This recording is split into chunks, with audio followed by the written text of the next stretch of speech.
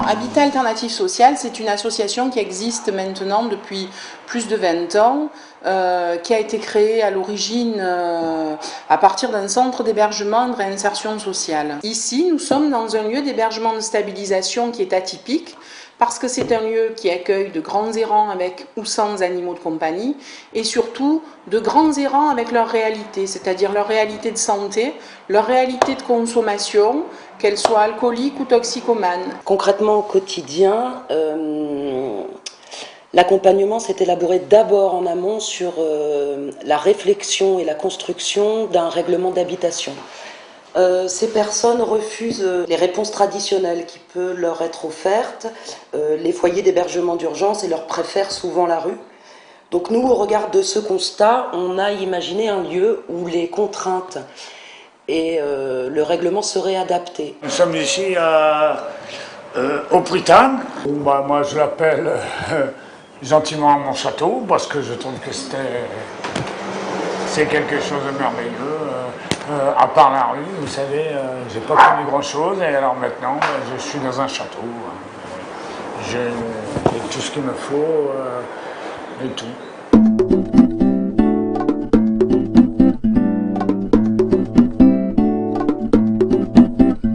Alors au début, on avait imaginé en équipe un repas collectif. Ce repas collectif a été impulsé donc par l'équipe et petit à petit, ce sont les personnes qui se sont emparées de ce temps de repas, et aujourd'hui, après 24 mois, les courses sont faites par les personnes, les menus sont préparés par les personnes et la cuisine est élaborée par les personnes. On a des repas tous les mercredis, on mange ensemble, tout. On se fait notre petit repas et puis voilà. On a nos petites réunions, on a nos réunions le mercredi, on discute de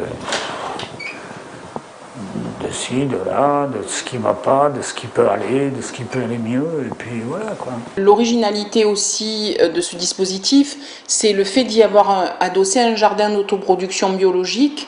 On essaie de planter en fonction des souhaits de chacun, donc c'est-à-dire que Suzanne, elle aime bien les blettes, il y en a d'autres qui aiment bien les haricots verts, voilà. Donc ce jardin, pour quoi faire? Pour donner une occupation aux résidents, faire quelque chose de beau, on essaie de faire quelque chose de beau, et puis on a même quelques résidents qui s'y entendent un peu plus, j'allais dire en jardin, comme Jean-Pascal, et qui va peut-être faire fructifier, voilà, faire fructifier je dirais pas sa passion, mais ses connaissances, par un chantier, l'inclusion dans un chantier ou l'insertion dans un chantier professionnel, donc qui est un chantier d'insertion sur du maraîchage biologique. J'ai conçu pas mal de choses ici, avec Bruno, mais surtout moi. J'arrive avec ma voisine, je peux avoir des rosiers gratuitement. On fait des échanges, comme on appelle ça. Elle me donne des rosiers, et cette année elle va avoir des tomates, des salades, de tout ce qu'il lui faut, quoi. Ça fait des sous économisés, quoi.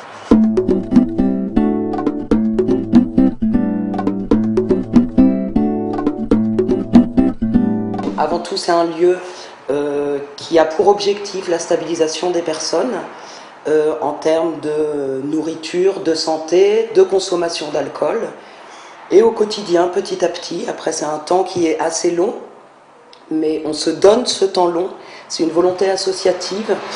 L'hébergement de stabilisation, la durée de contrat de séjour, c'est 24 mois.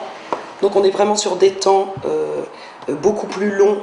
Les partenaires nous orientent les personnes, reste le fil rouge de cet accompagnement, et puis au moment où les personnes sortent du dispositif et sont en capacité d'intégrer un logement autonome ou une maison relais ou quelque chose qui soit vraiment lié à un logement individuel, ces mêmes intervenants continueront à être les interlocuteurs des personnes qui seront passées par le dispositif des Prytannes.